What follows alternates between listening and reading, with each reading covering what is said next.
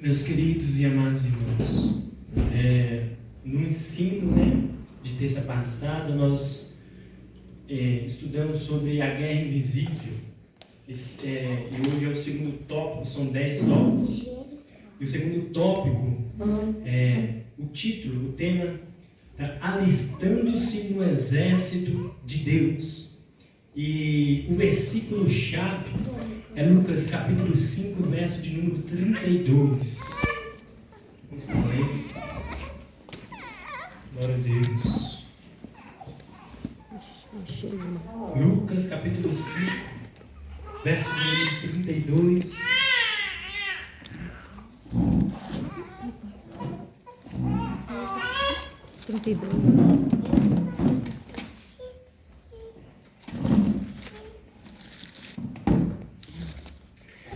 Que diz assim, o Senhor Jesus diz: não vim chamar justos, e sim pecadores ao arrependimento.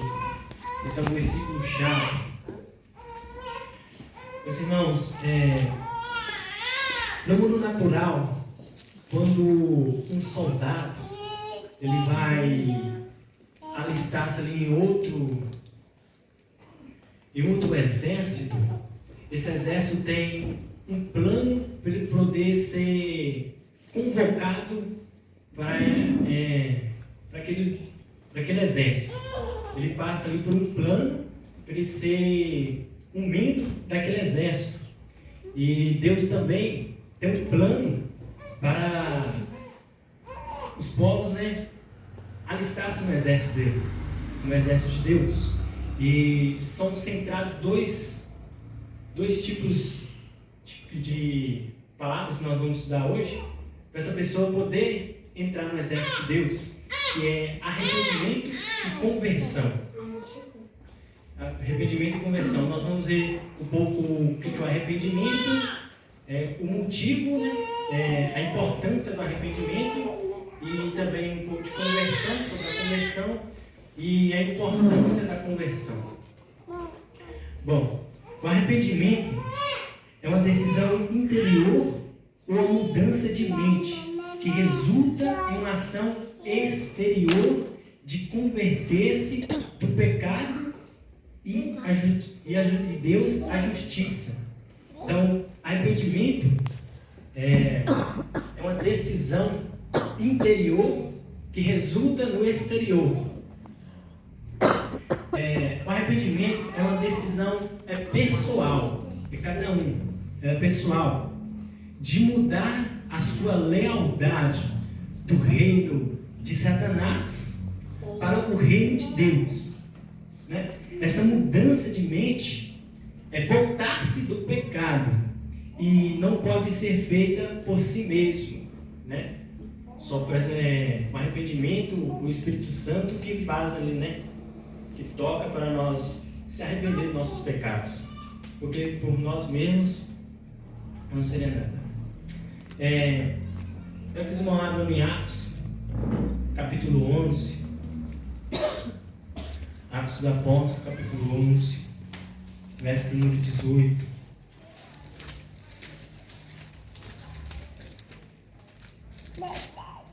Atos 11, verso número 18. E ouvindo eles estas coisas, apaziguaram-se e glorificavam a Deus, dizendo: logo também os gentios foi por Deus concedido o arrependimento para a vida. Vou explicar um pouco desse texto. Nós sabemos que Jesus Cristo ele veio para o povo de Israel. Então, naquele momento que Jesus veio para o povo de Israel, as outras nações, vamos supor que estavam excluídas, Aí depois da ascensão de Jesus, ele mandou que os discípulos ficassem em Jerusalém, que ia receber a promessa do Espírito Santo. Aí sim seria testemunho, tanto em Jerusalém como na Samaria e demais regiões do mundo. E aqui, no capítulo 11, os irmãos, alguns outros apóstolos vai receberam a notícia que Pedro foi pregar para os gentios. Pedro foi levar o evangelho aos gentios.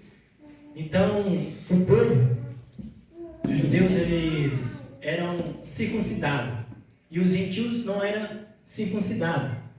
E logo quando eles soube que Pedro foi pregar, né, para o povo gentil, eles ali começou a falar, né, a Pedro, que está em 11, no mesmo versículo 11, capítulo 2, versículo 1.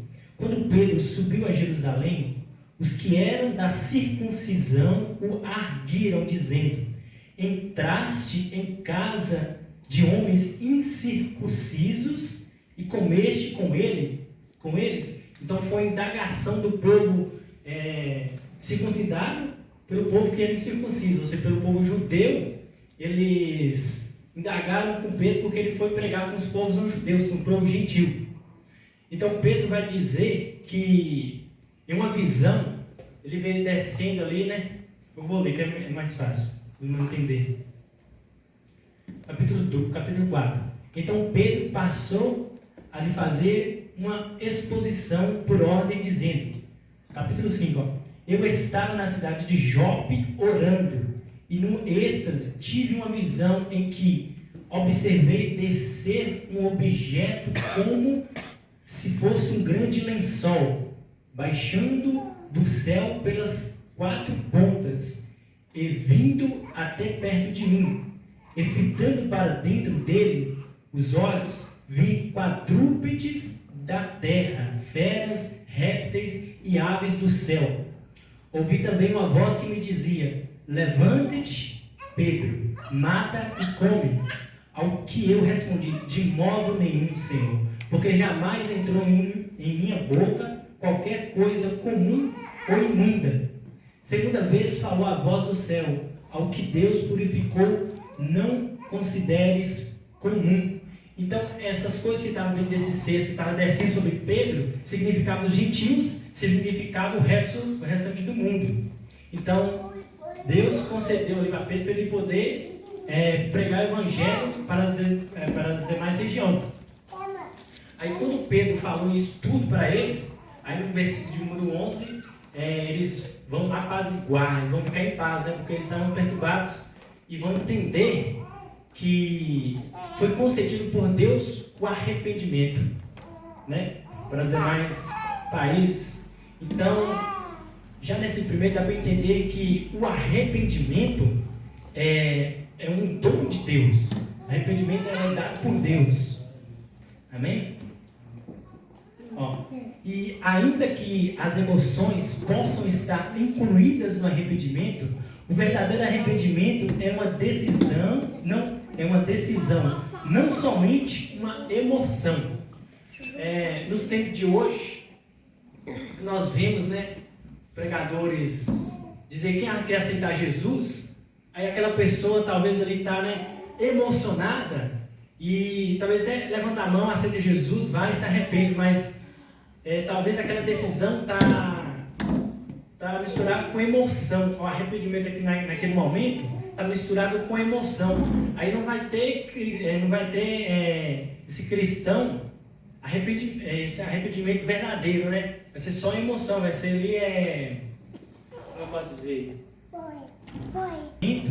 Ele tem que estar com a junção de decisão. Não é somente arrepender, tem que ter uma decisão de mudar, que resulta na mudança exterior. Vai ter que amém? Bom, agora vamos ver a importância do arrependimento. Nós temos aqui 7 exemplos na Bíblia sobre a importância do arrependimento. Primeiro exemplo está em Atos 17, verso número 30.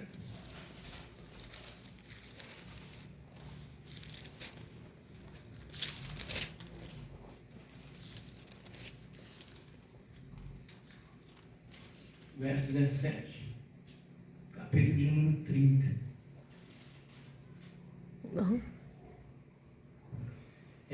Diz assim: ora, não não levou Deus em conta os tempos de ignorância.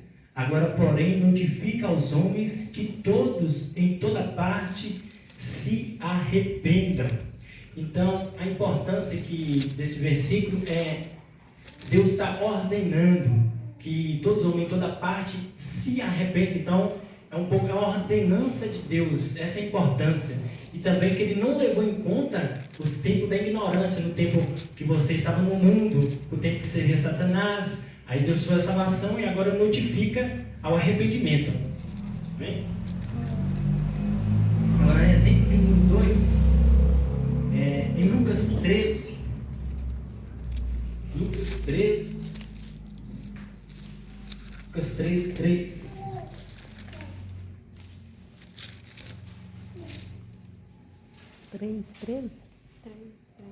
Capítulo de número 13, verso de número 3. Não era, eu vos afirmo, se porém não vos arrependerdes, todos igualmente perecereis. Irmão Milton, na sua Bíblia como é que está escrito? A versão. Lucas 13, 3. Eu vos digo que não. Antes, se não vos arrependerdes, todos de igual modo pereceis. Amém. Amém, isso mesmo. Então, Jesus está dando a ordem que se não se arrepender, vai perecer. E perecer é a morte espiritual, não a morte física, porque um dia nós vamos passar pela morte física, se até lá Jesus não nos arrebatar. Então Jesus está falando que vai perecer quem não arrepender, a morte espiritual, é a separação do homem de Deus, né? Então a importância do arrependimento é evitar a morte espiritual. Amém? Verso de um terceiro exemplo, Atos 11, 18.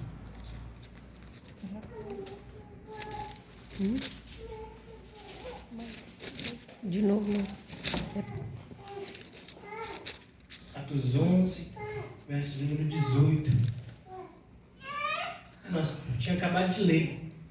Mas eu queria falar somente só o último versículo, a última parte, que diz assim: logo também os gentios foi por Deus concedido arrependimento para a vida.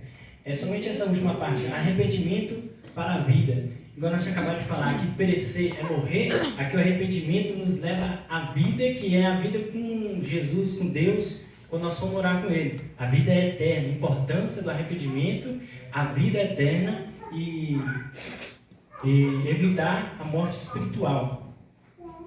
Outro exemplo, 4. Exemplo número 4, também em Atos 2, 38.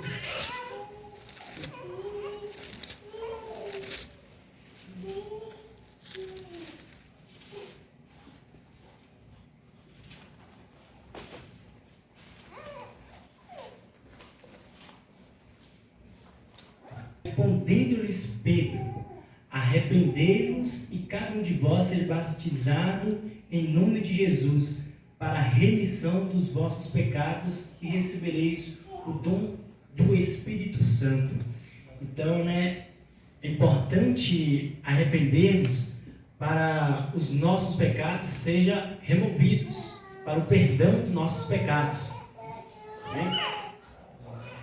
O próximo está em 2 Pedro 3, 9.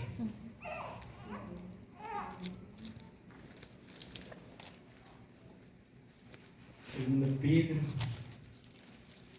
3, verso número 9.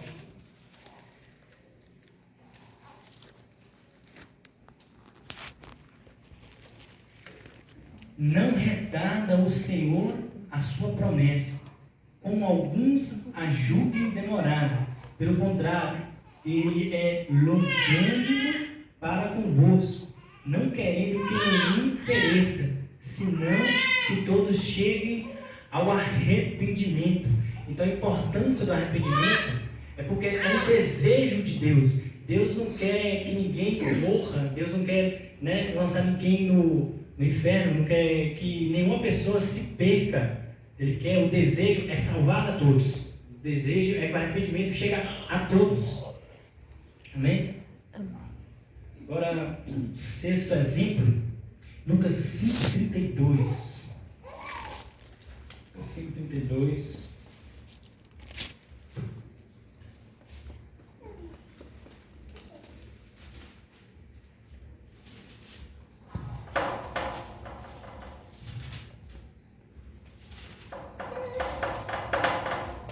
Lucas 5,32. Não vim chamar justos, e sim pecadores ao arrependimento. Então, a importância aqui é que Jesus veio para isso. Jesus não estava simplesmente no céu e falou assim, eu vou dar uma passeada na terra. Não. Jesus veio para chamar os pecadores ao arrependimento e não os justos. Então, o Senhor Jesus, ele não desceu dos céus, não foi uma brincadeira, é uma coisa muito séria, que é o arrependimento. Amém? Agora, o sétimo e último exemplo, em Mateus 4:17.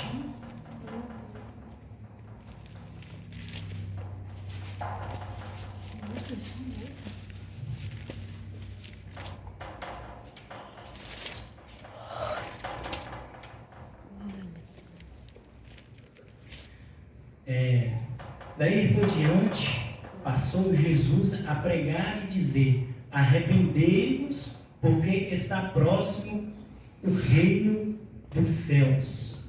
Pois está próximo o reino dos céus.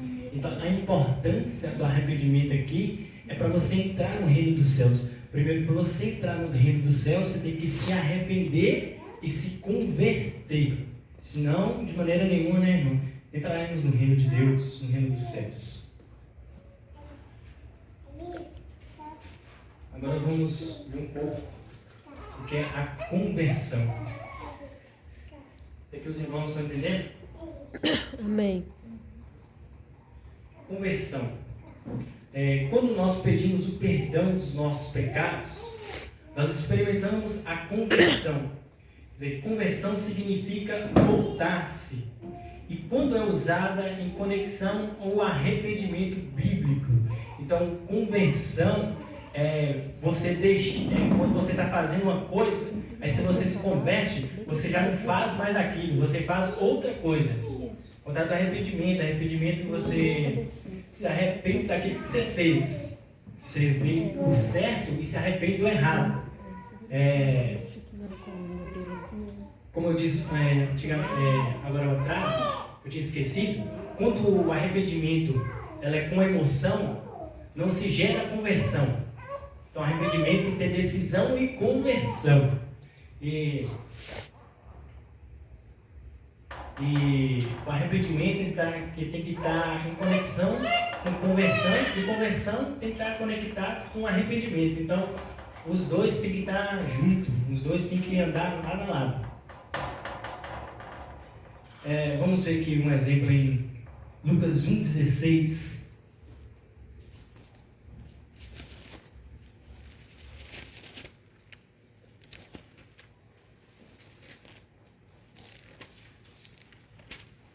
Lucas 1, verso número 16. E converterá muitos dos filhos de Israel ao Senhor, seu Deus.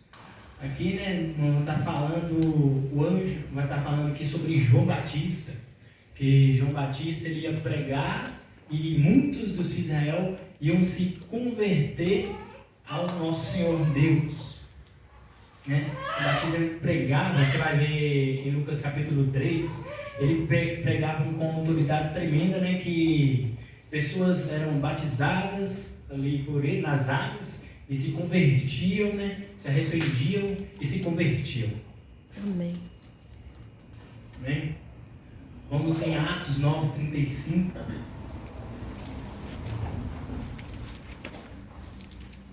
Atos 9, 35. Viram-no todos os habitantes de Lida e Sorona, os quais se converteram ao Senhor. Aqui está falando de Pedro. Pedro, ele desceu uma cidade e ali tinha um paralítico, né? Esse paralítico chamado Enéas. Então Pedro curou aquele paralítico e todas as pessoas, toda a multidão que estava por ali se converteram ao Senhor ao ver o sinal que Pedro fez, né? Ao ver a cura que Pedro fez, aí eles se converteram ao Senhor. Atos 11, 21. Vou passar uma folha. Atos 11, 21. E a mão do Senhor estava com eles, e muitos, crendo, se converteram ao Senhor. Quer dizer, depois que passar o tempo em que Estevão ele foi morto ali, né? Várias pessoas foram dispersas para vários cantos, e eles foram dispersos, eles foram para Fenícia, Chipre e Antioquia, né? E quando eles pregaram o evangelho aqui nessas 3 cidades, as pessoas se converteram, né, ao Senhor Jesus, com a pregação dos irmãos que foram dispersos. Atos 26, 18.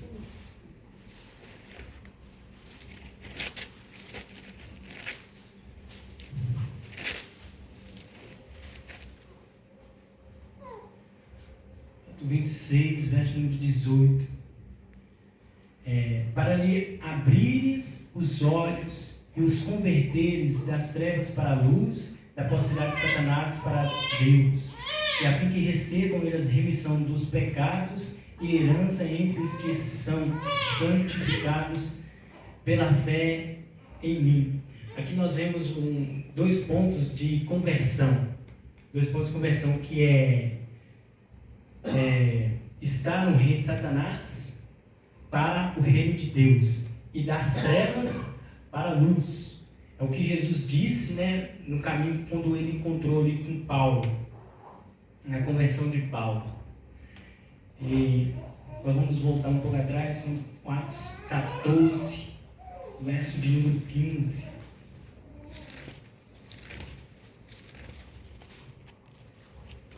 Atos 14, verso de número 15. Senhores, por que fazei isto? Nós também somos homens como vós, sujeitos aos mesmos sentimentos, e vos anunciamos o Evangelho para que dessas coisas vãs vos convertais ao Deus vivo, que fez os céus, a terra e o mar e tudo o que nele há. Né? Nós vemos aqui que Paulo e Barnabé, né, nesse capítulo, ele curou um coxo em uma cidade em Listra. Ele curou um coxo. E aquele povo de Listra, eles criam em deuses como o mundo que nós conhecemos, os outros planetas, Mercúrio, Júpiter. Eles criam em outros deuses estranhos. Aí, quando Paulo e Barnabé vai até a cidade de Listra, ele vai curar um coxo. E essas pessoas vão ver e vão falar assim: desceu o Deus aqui em um ano e está no meio de nós e está fazendo esse sinal. Aí então, Paulo, então, ele vai pegar e vai falar isso, nós acabamos de ler. Senhores, por que fazer isso? Né? Nós somos homens comuns como vós, sujeitos aos mesmos sentimentos, e nós anunciamos o Evangelho para que dessas coisas vãs se convertam. Então, eles se converteu. Eles criam ali num Deus, nos deuses falsos, e passou a crer no Deus vivo, Deus Todo-Poderoso. Isso é um exemplo de conversão. Eles estavam crendo num Deus falso, e depois que ele viram aqueles sinais e pregou o Evangelho para eles, Paulo e Barnabé, eles converteram, passaram a crer no Deus verdadeiro. Amém. Amém? Agora, a importância da conversão. Mateus 18, verso número 3.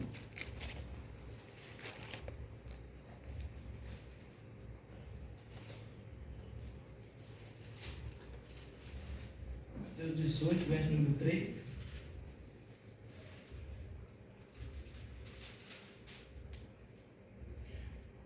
Mateus 18, verso número 3. E disse: em verdade vos digo, que se não vos converterdes e não vos tornaste como criança, de modo algum entrareis no reino de Deus. Alguns irmãos têm alguma tradução diferente?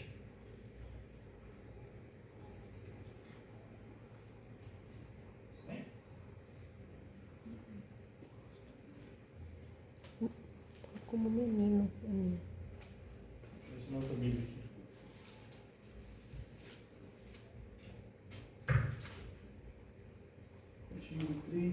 aqui. Aqui é Jesus dizendo que, na verdade, se não vos converterdes e não vos fizerdes como meninos, de modo algum entrarei no reino de Deus. Então, a importância da conversão aqui, né, é muito importante, porque ele diz que de modo nenhum entra no reino de Deus. E se nós não parecemos como crianças, também nós não vamos entrar no reino de Deus. O que é converter-se e parecer como criança? É ser inocente, né? Não tão inocente, ser inocente. Uma criança não tem maldade, a criança não tem rancor, a criança não tem ódio. Porque se você pegar uma criancinha, né? E se ele machucar, ela bater nela. Aí daqui uns 5, 10 minutos ela vai te abraçando, te beijando do mesmo jeito, ela não tem maldade. Então é isso que Jesus está querendo dizer. Converter e se tornar como criança, porque se convertermos e também não parecemos como criança, de jeito nenhum nós entramos no reino de Deus, no reino dos céus. Tiago capítulo 5, verso 20.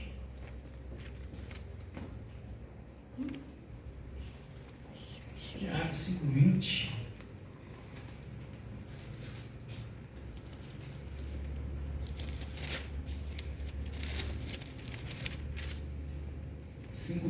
Diz assim: sabei que aquele que converte o pecador do seu caminho errado salvará da morte e a alma dele e cobrirá multidões de pecados. Então, aquela pessoa que convencer alguém a se converter do mau caminho para o caminho correto, ele vai salvar uma alma da morte. Da importância da conversão. Essa pessoa vai salvar essa outra pessoa da morte eterna. E naquele mesmo instante, multidões de pecados será cumprido por ele, sobre aquela pessoa que estava sobre o caminho errado. Atos 3, 18.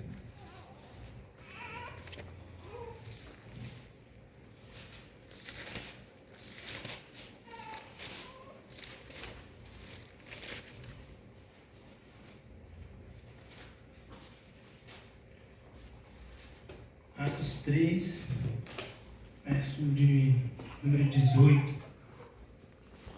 Mas Deus assim cumpriu o que danste anunciar por boca de todos os profetas, que o seu Cristo havia de padecer. Arrependei-vos, verso 19. Arrependei-vos, pois, e convertei-vos para serem cancelados os vossos pecados. Era o verso 19. Arrependei-vos, pois, e convertei-vos para serem cancelados os vossos pecados. Aqui já está aqui. Arrependei-vos e convertei-vos. Então tem que arrepender e converter para serem cancelados os vossos pecados. Deus, ele tem ali, sobre o ímpio, ele tem os pecados todos guardados. Mas a partir do momento que o ímpio se arrepende e converte, esses pecados são cancelados. Então a importância de arrepender e converter é ter os pecados cancelados por Deus. Amém? Não entendendo? Fica quietinho. Agora para finalizar, eu quero entrar aqui numa história em Lucas 15. Lucas 15, que vai exemplificar um pouco melhor o que é um arrependimento, qual é a ação do arrependimento, o que é uma conversão e a ação da conversão. Lucas 15, 11. Essa passagem é muito conhecida, é o filho pródigo. E eu vou ler o texto inteiro. Assim, e continuou: certo homem tinha 2 filhos. O mais moço deles disse ao pai: Pai, dá-me a parte dos bens que me cabem. E eles lhe partiu os haveres. Passando não muitos dias, o filho mais moço, ajuntando tudo que era seu, partiu para uma terra distante, e lá dissipou todos os seus bens, vivendo dissolutamente. Depois de ter consumido tudo, sobreveio àquele país uma grande fome, e ele começou a passar necessidades. Então ele foi e se agregou a um dos cidadãos daquela terra, e estando o mandou para os seus campos a guardar porcos. Ali desejava ele fartar-se das alforrobas que os porcos comiam, mas ninguém lhe dava nada. Então, caindo em si, disse: quando os trabalhadores de meu pai têm pão com fartura, e eu aqui morro de fome, levantar-me-ei e irei ter com meu pai, e lhe direi: Pai, pequei contra o céu e contra ti, já não sou digno de ser chamado teu filho, trata-me como um dos seus trabalhadores. E levantando-se foi para o seu pai. Vinha ele ainda longe, quando seu pai o avistou, e compadecido dele, correndo, abraçou e o beijou. E o filho disse: Pai, pequei contra o céu e diante de ti, já não sou digno de ser chamado teu filho. O pai, porém, disse aos servos: Trazei depressa a melhor roupa, vesti e põe-lhe um anel no dedo e sandálias nos pés. Trazei também e matai um novilho cevado, comamos e regozijamo-nos, porque este meu filho estava morto e reviveu, este estava perdido e foi achado, e começaram a regozijar. Então, essa passagem vai mostrar bem o que é um arrependimento e o que é uma conversão. O arrependimento está no versículo 17, 19. Vou ler de novo, 17, 19. Então, caindo em si, disse: quantos trabalhadores do meu pai têm pão com fartura, e eu que morro de fome? Levantar-me-ei e irei ter com meu pai, e direi: Pai, peguei contra os céus e contra ti. 17 a 19. Já não sou digno de ser chamado teu filho, trata-me como um dos seus trabalhadores. Então, aquele filho, o filho pródigo, ele estava ali, cuidando dos porcos, até que ele chegou ao ponto de falar: eu estou aqui passando fome, passando necessidade, e meu pai tem trabalhadores com fartura. Então isso aqui é um arrependimento. Ele se arrependeu naquele momento de ter saído da casa do pai dele e estar naquele estado, O jovem se deu conta da condição de pecado e tomou uma decisão de ir até o seu pai. Um exemplo de decisão interior que ia resultar na mudança exterior. Então, arrependimento é a mudança de mente, a mudança de pensamento. Porque ele falou assim: vou me levantar e irei ter meu pai. Então, ele arrependeu e mudou-se logo de mente. Isso é um arrependimento. Agora, a conversão está somente no verso número 20. Vou ler. E levantando-se, foi para o seu pai. Vinha ele ainda longe, quando seu pai o avistou, e compadecido dele, correndo, abraçou e lhe beijou, O jovem se levantou, Esse é o exemplo da conversão. Ele deixou aquela vida que ele estava ali sofrendo, cuidando dos porcos, Ele se levantou e foi ter com seu pai. Essa é a conversão. É você mudar da vida velha que estava tendo ali para a vida nova. Então arrependimento, ele arrependeu naquele momento. E ele não só ficou só no arrependimento, mas ele teve a conversão, que foi mudar de estado. Amém? Amém. Entendeu? Somente aqui, meus irmãos. E antes de finalizar, né, eu quero deixar um breve testemunho. É uma visão, né, que eu tinha, que eu acho que está se cumprindo, é essa. Eu lembro que eu estava no púlpito, aí eu estava com a Bíblia, aí eu folheava a Bíblia para lá, folheava a Bíblia para cá, né, e eu via sentar a minha esposa, e ela estava com a caneta, famosa caneta. Ela estava com a caneta na mão, e eu folheava, né, folheava, até que caiu em Lucas 3, eu acho que eu disse com os irmãos, e em capítulo 3 vai falar sobre Jesus, né? Então isso aí é uma visão que está sendo concretizada, né? Para a honra e a glória do nome de Jesus. Amém? Então, o estudo é isso, irmãos. Um pouco sobre arrependimento e conversão, o que é, né? Porque nos dias de hoje, também muitas pessoas, né, se dizerem arrependidas, mas não convertidas. As pessoas dizem arrependidas, mas não largam a vida velha como aquele filho próprio. Continua na vida velha. Vem na igreja, né, mas continua ainda na vida velha. Então vamos converter-nos ao Senhor, Senhor nosso Deus, para nós entrarmos no reino de Deus, no reino dos céus. Amém? Vou convidar o irmão Nilton.